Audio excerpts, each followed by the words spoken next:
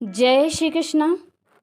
आइए हम और आप सभी जानते हैं कि बाबा साहब का जीवन कैसा था। इस देश में बाबा साहब का जन्म महार जाति में हुआ था, जिसे अछूत माना जाता है।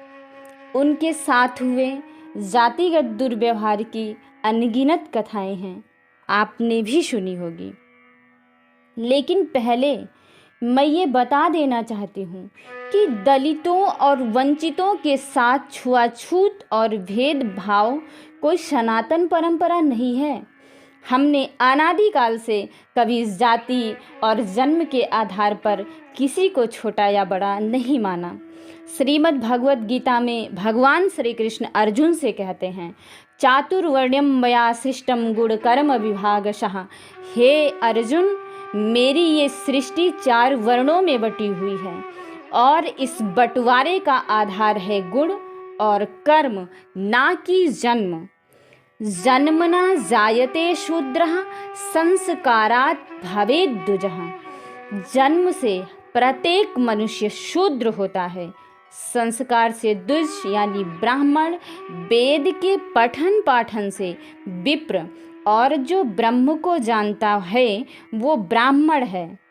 जन्म से छोटा या बड़ा होना सनातन परंपरा नहीं है। सनातन की श्रद्धा और विनम्रता की पराकाष्ठा ये है कि हम सुबह बिस्तर से उठते हैं तो धरती पर पांव रखने से पहले धरती से भी क्षमा मांगते हैं। समुद्र वसने देवी पर्वत स्तन मंडिते विष्णु पत्नी नमस्तुभ्यं पाद स्पर्श क्षमस्वमेव।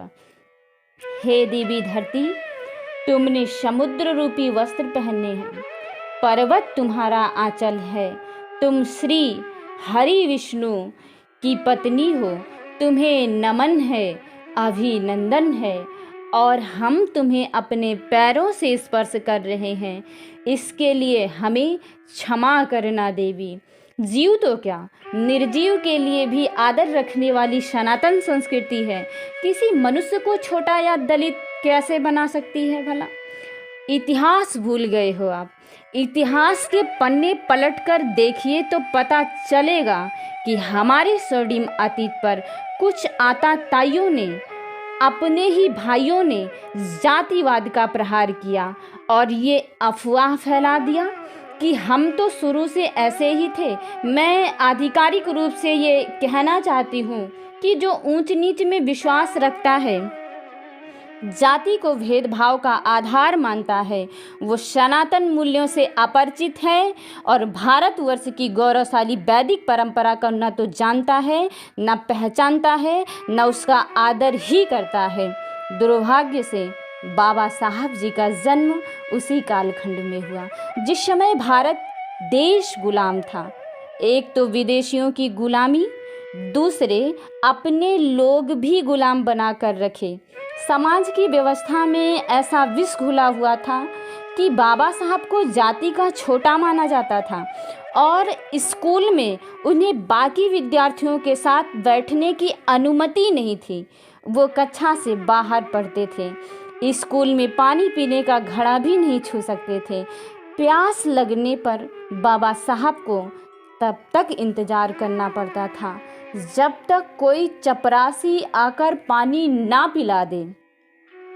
अब अगर मैं कहूँ कि यही बालक जिसे क्लास में नहीं बैठने दिया गया, आगे चलकर वो 9 भाषाओं का ज्ञाता बना, 32 डिग्रियां थी उसके पास, विदेश जाकर अर्थशास्त्र में पीएचडी करने वाले वो पहले भारतीय थे। और हमारे संविधान का निर्माण बाबा साहब अम्बेडकर जी ही किए। कहाँ शूद्र, क्लास के बाहर बैठना, पानी का मटका ना छूना, वो गरीबी, वो असमर्थता, और कहाँ ख्याति और सम्मान का ये शिखर। बाबा साहब की उन्नति अविश्वसनीय लगती है, सब सच है लेकिन झूठ जैसा लगता है, क्योंकि ये मानना कठिन है कि अपने आत्मबल और प्रतिभा से कोई अपने भाग्य की रेखा इस तरह बदल सकता है क्या? विशेष रूप से अपने युवा भाइयों से, बहनों से कहना चाहती हूँ कि विद्या से बड़ी कोई शक्ति नहीं है।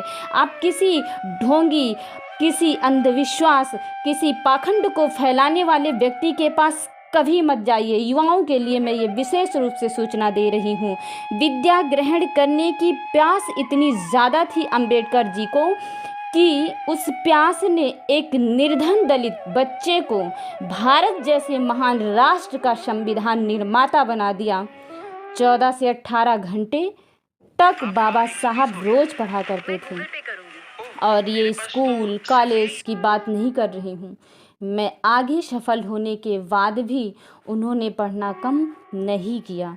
कहते हैं कि बाबा साहब की लाइब्रेरी दुनिया की सबसे बड़ी लाइब्रेरी हुआ करती थी। उनकी लाइब्रेरी में 50,000 से ज़्यादा पुस्तकें होती थी। बाबा साहब के बारे में ये कहना गलत नहीं होगा कि उन्होंने पढ़ पढ़ कर अपना भाग्य बदल लिया। बाबा साहब अक्षरों की ताकत, शब्दों का सामर्थ्य, भाषा का बल और ज्ञान का महत्व जानते थे। वो जानते थे कि विद्या और शिक्षा ग्रहण करने से भाग्य बदल जाएगा। एषां न विद्या न तपो न दानम ज्ञानम न शीलम न गुणो न धर्मा ते मृतलोके भुवि भारभूता मनुष्य रूपेण मृगशरन्ति। जिसके पास ना विद्या है, ना तो परिश्रम, न दान की इच्छा, न ज्ञान का प्रभाव, वो मनुष्य योनि में जन्म लेकर भी जानवर से भी ज़्यादा और कुछ नहीं है। इसलिए पढ़ें और पढ़ते रहें। जितना ज़्यादा हो सके उतना ज़्यादा पढ़ें। मैं व्यक्तिगत अनुभव से ये कह रही हूँ कि अगर आप किताबों के साथ समय बिताते हैं तो आपका समय बदलते देरी नहीं लगेगी। जय श्री कृष्णा, जय हिंद, जय भारत।